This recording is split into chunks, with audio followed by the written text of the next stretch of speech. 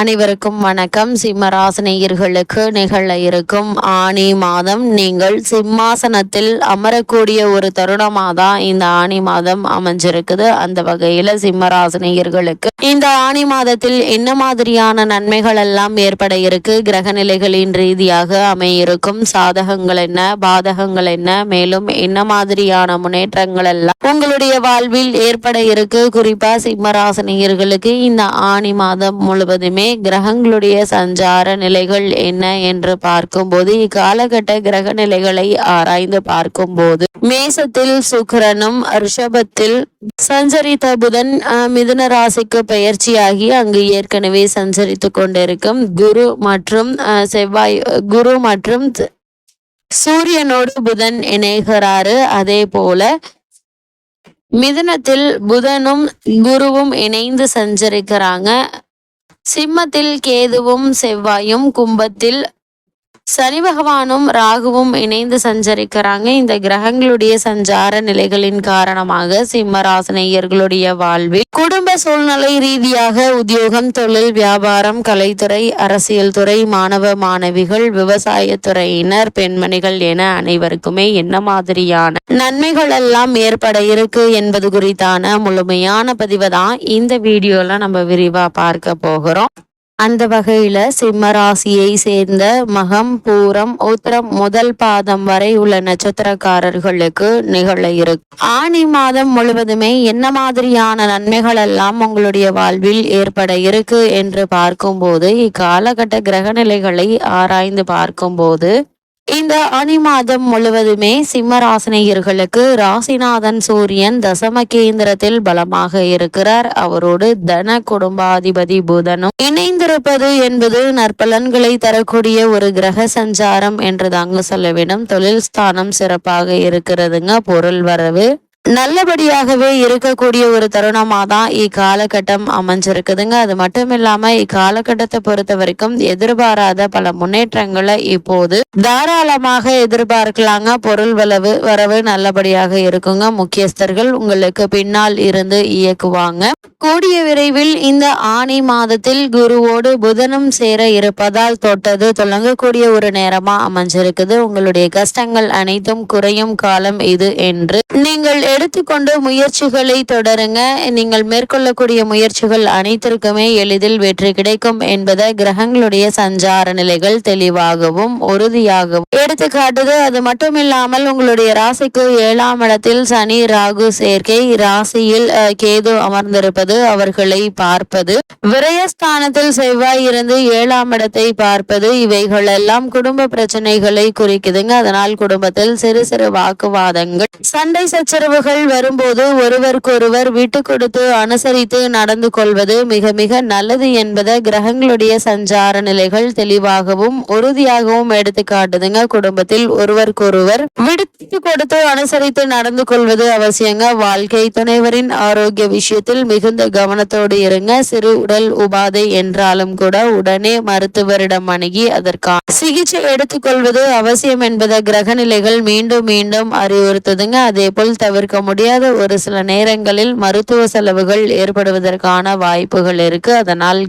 மிக மிக நல்லது என்பதை கிரக நிலைகள் தெளிவுபடுத்துது. அது மட்டும் இல்லாமல் சிம்மராசினியர்களை பொறுத்த வரைக்கும் இந்த ஆனி மாத கிரக நிலைகளை ஆராய்ந்து பார்க்கும் போது, இந்த ஆனி மாதத்தினுடைய தொடக்கத்தில் உங்களுடைய ராசிநாதனான சூரியன் தன லாபாதிபதி புதனுடன் இணைந்து லாபஸ்தானத்தில் சஞ்சரிக்கிறார். அவரோடு குருவும் இணைந்திருப்பதால்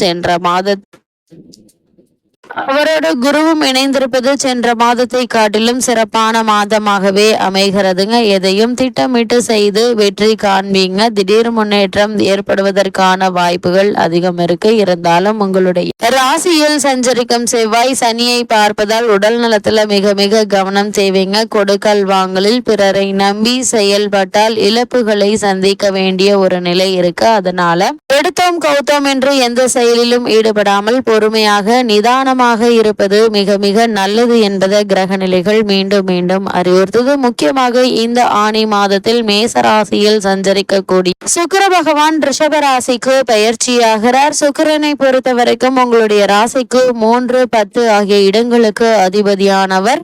தொழில் ஸ்தானாதிபதி சுக்கிரன் தொழில் ஸ்தானத்தில் சஞ்சரிக்கும் இந்த நேரத்தில் நல்ல ஒரு முன்னேற்றம் ஏற்பட இருக்குது. குறிப்பாக தற்போது நடைபெற்று வரும் தசாபுக்தி சாதகமாக இருக்கும் பட்சத்தில் ஆடை ஆபரண சேர்க்கை உண்டுங்க. அது மட்டும் இல்லாம அயல் நாடு சென்று பணிபுரிய வேண்டும் என்ற விருப்பம் இருந்துச்சு அப்படின்னா அதற்கான முயற்சிகளை தற்போது மேற்கொள்வது மிக மிக நல்லது என்பதை கிரக நிலைகள் மீண்டும் மீண்டும் அறிவுறுத்துதுங்க. அது மட்டும் இல்லாம சிம்ம ராசினியர்களுக்கு இந்த ஆனி மாதம் மிதுன ராசியில் சூரியன் மற்றும் குரு பகவானோடு இணைந்து சஞ்சரித்து வந்த புதன் பகவான் கடகராசிக்கு பயிற்சியாகிறாரு. அவர் விரயஸ்தானத்திற்கு வரும் இந்த நேரம் விரயங்கள் கொஞ்சம் அதிகரிக்குங்க. வரவை காட்டிலும் செலவு கொஞ்சம் கூடுதலாக தாங்க இருக்கும். வீண் விரயங்கள் கூட வரலாங்க. உத்தியோகத்தில் திடீர் இடமாற்றங்கள் மன அமைதியை குறைக்குங்க. நினைத்தது ஒன்று நடந்தது ஒன்றுமாக இருக்குங்க. எதையும் திட்டமிட்டு உங்களால் செய்ய இயலாது. குடும்ப சுமை கொஞ்சம் கொடுங்க. கொடுக்கல் வாங்கலில் பிரச்சனைகள் ஏற்படலாம். பிறருக்கு நன்மை செய்தாலும் அது தீமையாக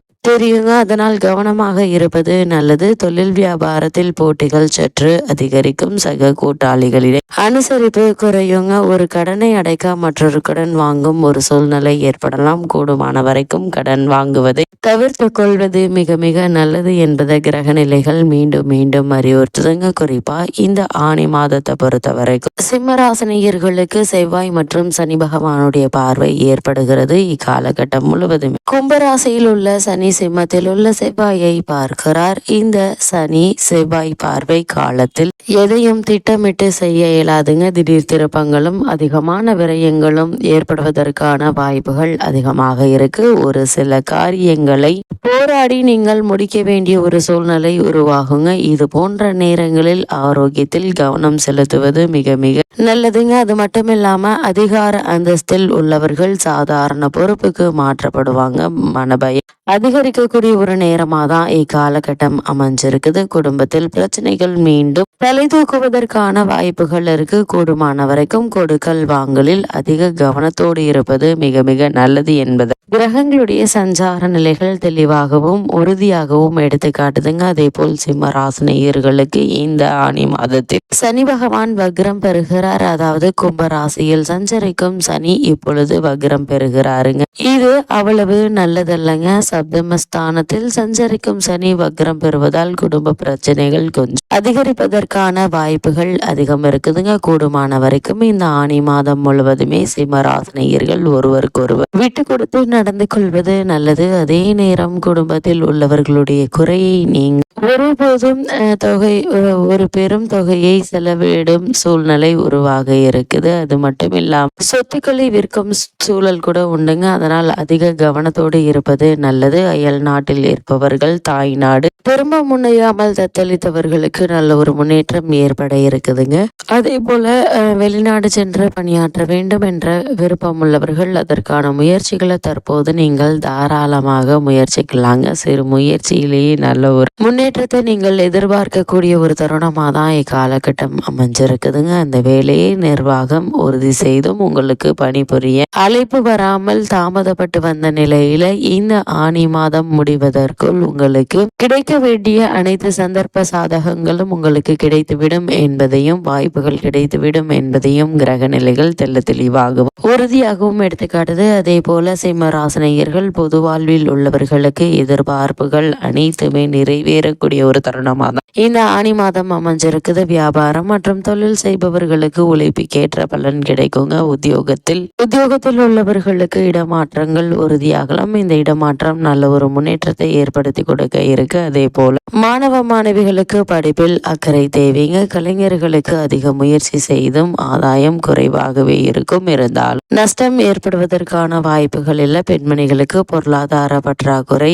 நீங்க இருக்குது. குடும்பத்தில் உள்ளவர்களுடைய குறையை தீர்க்க நீங்கள் ஒரு தொகையை நீங்கள் செலவழிக்க வேண்டிய ஒரு நிலை இருக்கு என்பதை கிரக நிலைகள் மீண்டும் மீண்டும் அறிவுறுத்துதுங்க. இந்த ஆனி மாதத்தை பொறுத்த வரைக்கும் சிம்ம ராசினியர்களுக்கு கிரக நிலைகளின் ரீதியாக கூறப்படும் பரிகாரம் என்ன என்று பார்க்கும்போது துர்க்கை வழிபாடு உங்களுடைய துயரங்களை போக்கும் வழிபாடாக அமைகிறது என்பதை கிரக நிலைகள் தெளிவாகவும் உறுதியாகவும் எடுத்து காட்டுது.